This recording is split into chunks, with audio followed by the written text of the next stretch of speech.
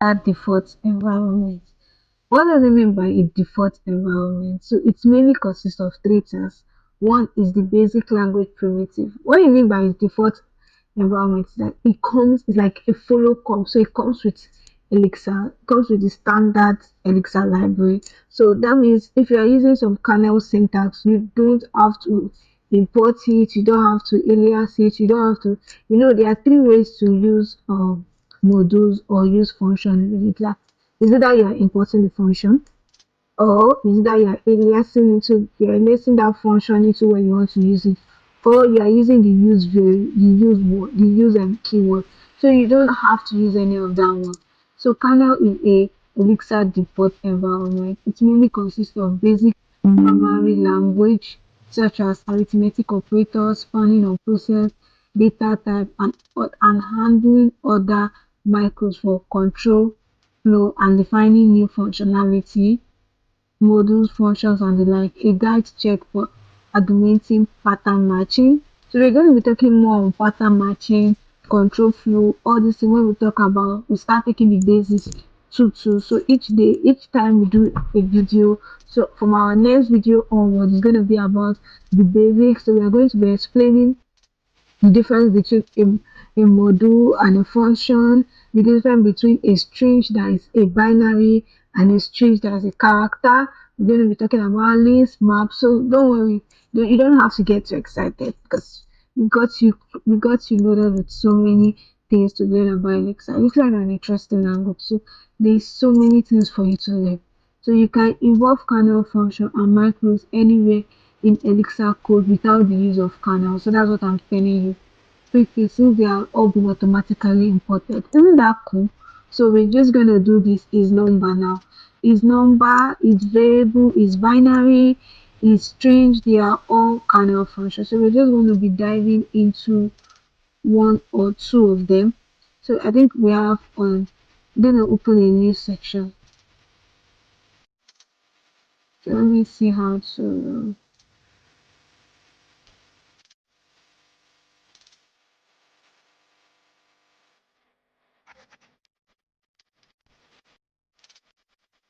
so I'm gonna be saving this in my desktop under important notebook.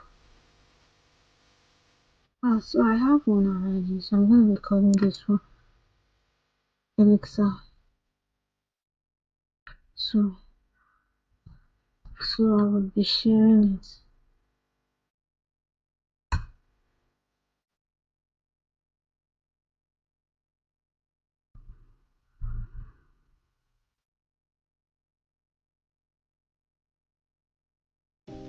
So I'm trying to see how to.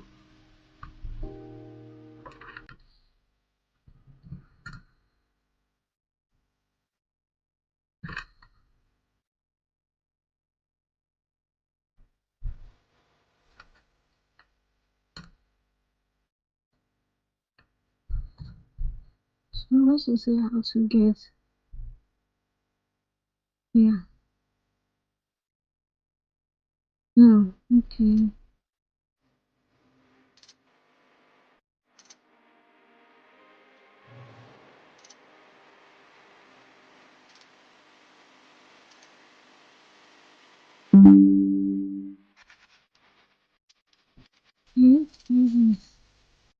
Yeah, so this is the new.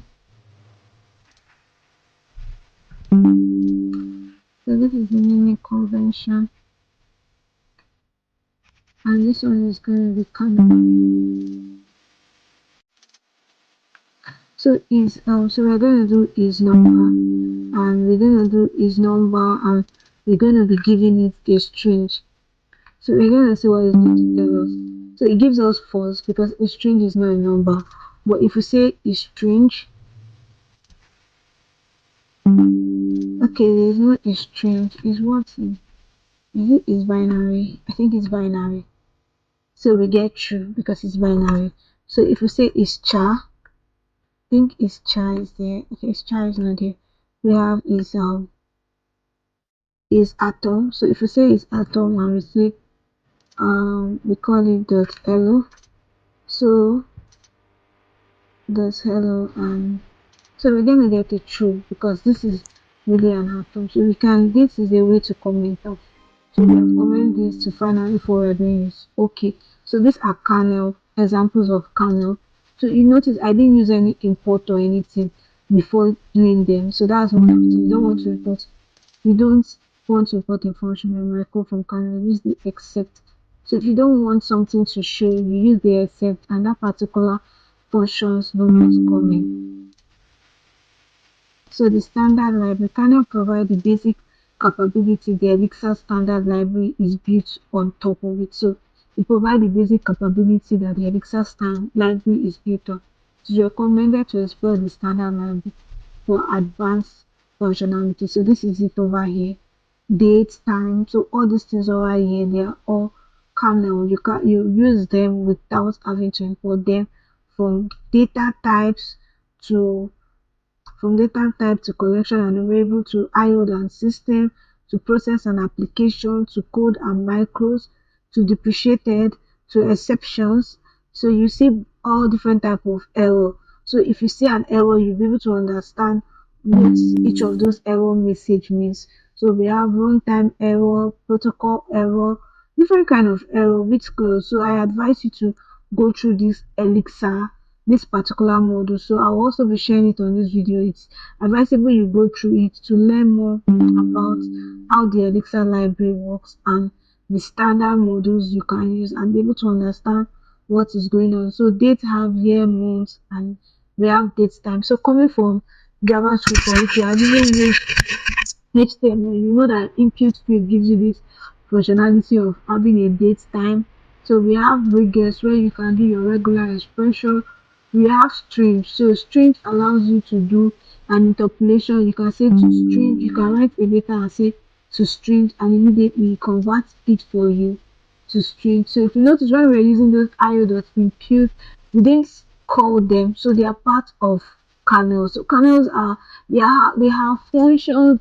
I just call them helper functions. So they are into the Elixir system. They are into the standard library. They are part of the system. They allow you to do so many things without having to import. So like enum is part of it. So enum is actually more of, so when we talk about system modules, that's when we're talking about file, paths, and IO respect. So protocols, what protocol mean in a basic sense? I don't want to use this grammar that they added here. So protocols is just saying in basic sense that Elixir packs the right function to you to run based on the data it gets. So what does protocol mean is that if I give enum now to do enum.map 456 times 2, it's going to give me 6.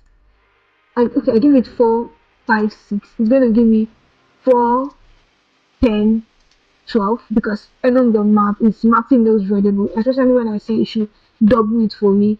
So all these things is that based on the data type you are giving it, that's what it's using to work. It's not doing anything additional, only base implemented by data type. So that's what we mean by protocols.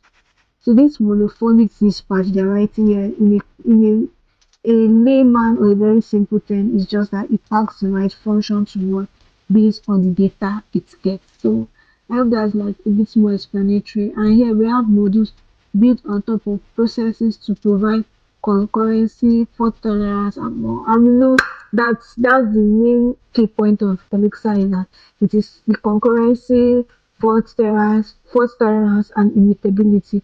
So agent is one of them. It's a process that extrapolates mutable data. So what it means is that it's a separate unit of execution, a process in a program that holds data that can change over time, but this data is private to the process. So when you start an agent, it's in that process that the agent is running that those data are being done. Outside that process, the whole data is being killed off. So if you are starting an application in every Elixir folder and you're starting a new Elixir project, you get to see application.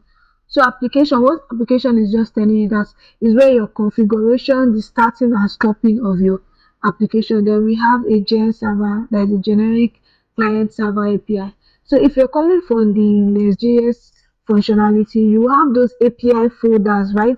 That you write so many codes, then you do so many functionality of how you want those APIs to call itself.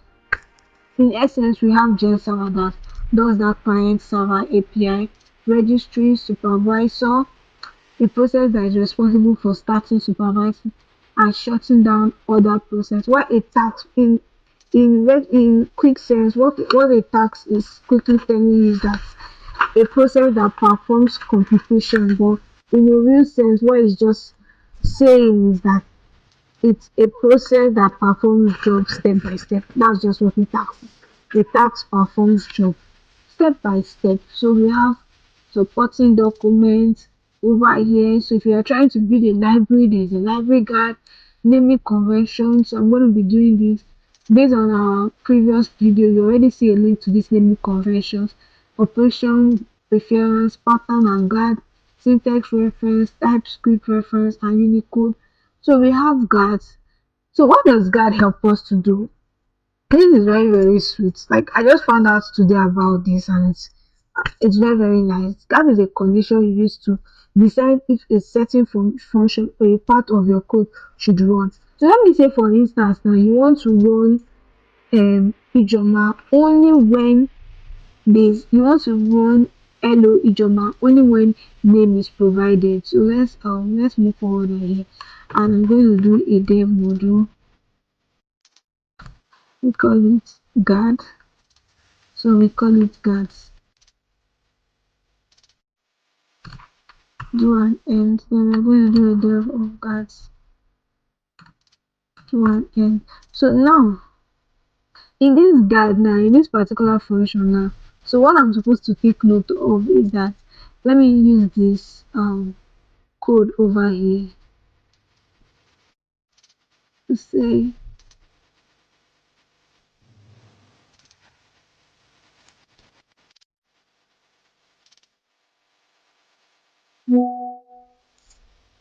so let me do something over here, and I'm gonna do a code that says check name. So I'm gonna do the name is gonna be an X. So I'll say when X is greater than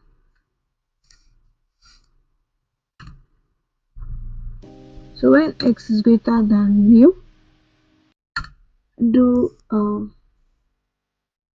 so I'm gonna do an io.put.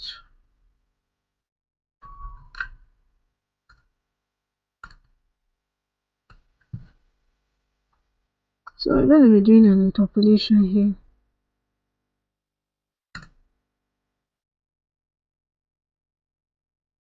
So over here now,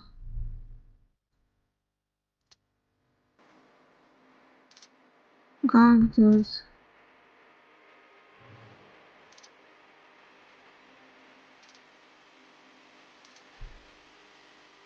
so if I run this code now, no function clause matching in your guard to check. So you see function clause error. There is no function clause, so there is no alternative for this. But if I do this now, so I'm supposed to do an alternative when you're using guard. So it returns Ijoma, wow, that's my name. So what guard does is that it helps you to checkmate that, oh, if this exists, then run this function.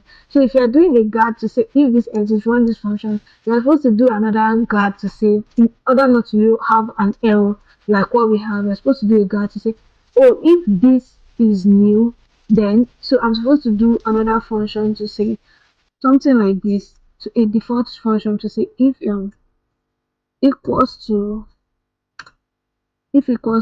new, right?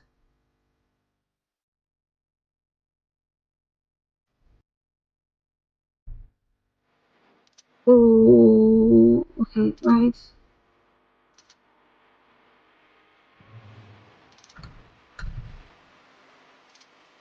So now I'm gonna put a new over here. So you see, so this is what I'm saying. So you're like, oh, no name. So this is what God is all about, and we're going to employ you to play more around it. You know, you can use Livebook now to write a code without running an Elixir project. Isn't that cool? So you can do truthy and fussy value. So truthy values are values that have data. Just the easy sense. Is that value that have data and also a boolean that is true. While false values are false or nil. So when a value does not have data or is false, we call it a false value. So we have structural comparison, which can be semantic and structural.